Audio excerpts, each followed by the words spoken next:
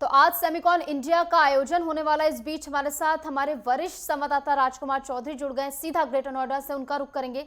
राजकुमार, आप वहां पर मौजूद हैं। आपने जैसे कि बताया कि बारिश की वजह से थोड़ा डिले हो गया है, तो फिलहाल क्या कुछ अपडेट है, क्या कुछ स्थिति, कब ये शुरू होगा कार्यक्रम?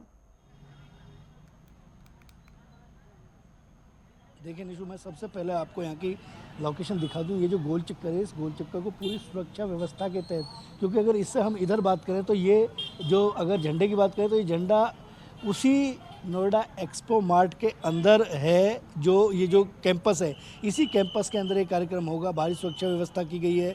तो सुरक्षा व्यवस्था के लिए बड़ी संख्या में पुलिसकर्मी लगाए गए हैं, लेकिन हल्की हल्की बारिश की वजह से प्रधानमंत्री नरेंद्र मोदी का ये जो कार्यक्रम है 10:30 बजे का प्रस्तावित है, लेकिन ये कार्यक्रम देरी से होने की संभावना व्यक्त की जा रही है। हालांकि जो सूत्रों से जानकारी मिली है उसमें एक बात और, एक वैकल्पिक व्यवस्था भी की जा रही है, क्योंकि मुख्यमंत्री योगी आदित्यनाथ कल शाम को 5 बजे के आसपास जैसे ही जेवर एयरपोर्ट पहुंचे उसके बाद बारिश शुरू हो गई। और बारिश के संकेत जो हैं, इसको अगर देखा जाए तो एक सकारात्मक सोच के तहत भी इसको देखा जा सकता है। और कल से मौसम जो है बहुत खुशनुमा है, लेकिन उससे पहले ज़रूर उमस भरी गर्मी थी। विदेश से जो मेहमान आएंगे उनको भी अंदर, हालांकि पूरा जितना भी जो कैंपस है उसमें तकरीबन 8 के आसपास हॉल हैं। जो 8 हॉल हैं, उन हॉलों को इस तरीके से बनाया गया है, एक दूसरे से कनेक्टेड हैं हॉल, और उसमें तमाम तरह की जो व्यवस्थाएं हैं वो की गई हैं ताकि आपस में लोग अच्छा संवाद कर सकें।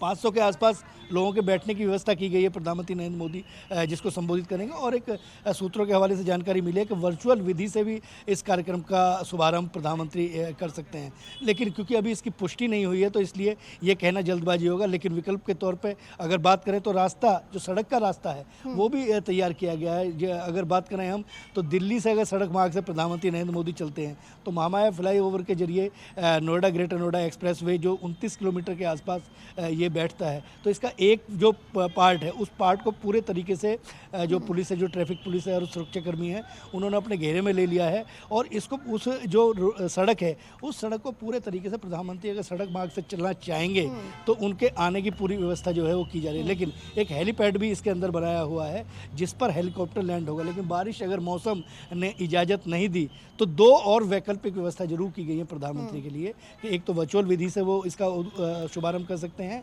और अगर सड़क मार्ग से आना होगा तो सड़क मार्ग से आ सकते हैं। पुलिस ने और सुरक्षा कर्मियों ने पूरी व्यवस्था कर ली है। इस समय उत्तर प्रदेश के मुख्यमंत्री योगी आदित्यनाथ कल से उनकी जो मौजूदगी है, यहाँ से तकरीबन 5 किलोमीटर की दूरी पर गौतम बुद्ध विश्वविद्यालय पड़ता है।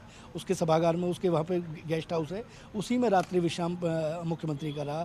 मुख्यमंत्री अपने जो मातहत अधिकारी हैं जो इस कार्यक्रम में बढ़ चढ़ के हिस्सा ले रहे हैं, उनके साथ जो है कहीं ना कहीं संवाद कर रहे हैं। उसके अलावा उत्तर प्रदेश के औद्योगिक विकास मंत्री जो नंदगोपाल नंदी हैं वो भी वहाँ पहुँच चुके हैं, और क्षेत्रीय जनप्रतिनिधि जो हैं, अगर हम बात और करें राजकुमार, उत्तर प्रदेश के लिए गोल्डन चांस जैसा है, क्योंकि यूपी को सेमीकंडक्टर हब बनाने पर इस कार्यक्रम में खास तौर पर मंथन होगा। 17 देशों के 255 प्रतिनिधि इसमें शिरकत करेंगे।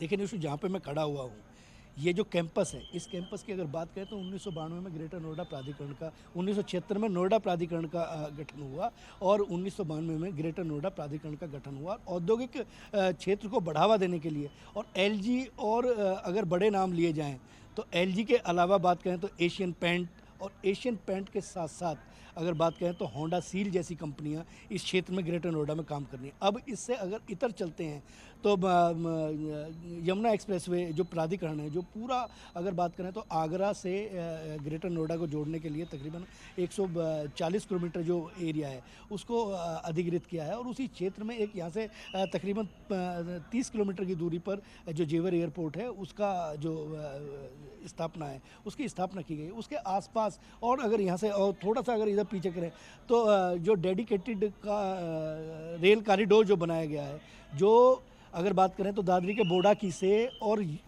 बॉम्बे तक, बॉम्बे के समुद्र तल तक अगर किसी उद्योगपति को अपना सामान लेके जाना है तो अभी मालगाड़ियाँ जो चलती हैं वो मालगाड़ियाँ उन्हीं ट्रैक पे चलती हैं जिन पर सवारी वाहन चलते हैं। तो उसके लिए एक अलग से एक व्यवस्था की गई है, वो भी यहाँ से तकरीबन 3 किलोमीटर की दूरी से निकलता। तो ये जो क्षेत्र है, इस क्षेत्र का विकास करना कहीं ना कहीं पूरे देश के लिए हितकर होगा। इस बात को दृष्टिगत करते हुए अगर प्रधानमंत्री नरेंद्र मोदी के 11 बार का अगर बात की जाए तो केवल इसी बात से इस क्षेत्र का अंदाजा लगाया जा सकता है कि वो 10वीं बार पदार्पण यहाँ पे करेंगे और एक कार्यक्रम का शुभारंभ करेंगे। सारी विश्व स्तरीय तमाम जो संस्थाएं हैं वो यहाँ पे काम कर रही हैं उद्योगों को बढ़ावा देने के लिए, और तमाम छोटी छोटी जो इकाइयाँ हैं, क्योंकि अगर एक बड़ा प्रोजेक्ट आता है, अगर कोई सैमसंग जैसे उदाहरण के तौर पर ले लें तो सैमसंग जैसी अगर कंपनी आएगी तो बहुत छोटे छोटे पार्ट बनाने के लिए भी छोटे उद्योगपतियों की आवश्यकता होती है। और इस बात को बहुत अच्छी तरीके से देखा, क्योंकि इलेक्ट्रॉनिक के क्षेत्र में किस तरीके से आगे बढ़ा जाए, किस तरीके से देश को महाशक्ति, आज हम तीसरे नंबर पर आए हैं, 7वें नंबर से आज हम तीसरी आर्थिक महाशक्ति के तौर पे खड़े हैं। तो हम कब 2 और 1